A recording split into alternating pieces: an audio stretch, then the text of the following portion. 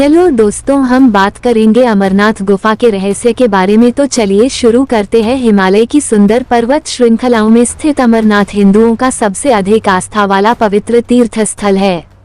अमरनाथ यात्रा हर साल जून जुलाई के महीने में शुरू होती है, जो शिव भक्तों के लिए बहुत महत्व रखती है। अमरनाथ की खासियत पवित्र गुफा में बर्फ से शिवलिंग का बनना है। प्राकृतिक हिम से बनने के कारण ही इसे हिमानी शिवलिंग या बर्फानी बाबा भी कहा जाता है। मां पार्वती ने जाना मुंडमाला का रहस्य। पुराणों में वर्णित है कि एक बार माता पार्वती ने भगवान शिव से पूछा कि आप अजर अमर हैं और मुझे हर जन्म के बाद नए स्वरूप में आकर फिर से वर्षों की कठोर तपस्या के बाद आपको प्राप्त करना होता है, और आपके कंठ में पड़ी यह नरमुंड माला तथा आपके अमर होने का रहस्य क्या है। शिव ने पार्वती से कहा कि इस मुंड की माला में जितने भी मुंड यानी सिर हैं वह सभी आपके हैं। देवी पार्वती ने भगवान शिव से पूछा, ये भला कैसे संभव है कि सभी मुंड मेरे हैं। इस पर शिव बोले, ये सभी मुंड उन पूर्व जन्मों की निशानी है। भगवान शिव ने माता पार्वती से एकांत और गुप्त स्थान पर अमर कथा सुनने को कहा, जिससे कि अमर कथा कोई अन्य जीव न सुन पाए, क्योंकि जो कोई भी इस अमर कथा को सुन लेता है वह अमर हो जाता। पौराणिक मान्यताओं के अनुसार अमरनाथ की गुफा ही वह स्थान है जहां भोलेनाथ ने पार्वती को अमर होने के गुप्त रहस्य बताए थे।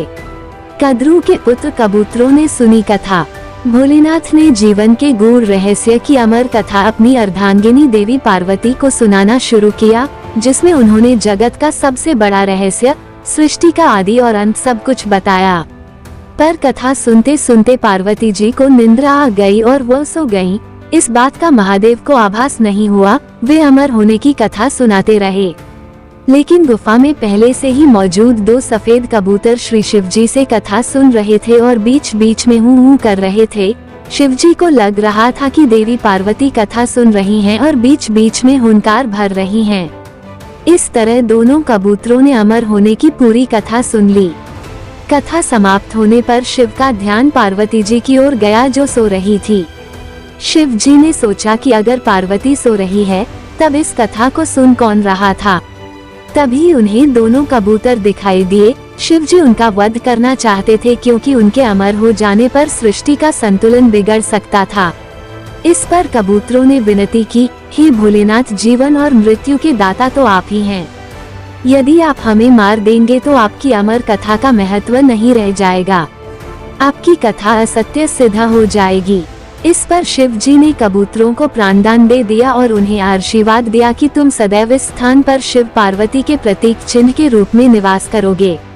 मान्यता है कि यह कबूतर का जोड़ा तब से अमर हो गया एवं अमरनाथ जाने वाले कई श्रद्धालुओं ने उन्हें देखने का दावा भी किया है। इस तरह से यह गुफा अमृतता की साक्षी हो गई व इसका नाम अमरनाथ गुफा पड़ा।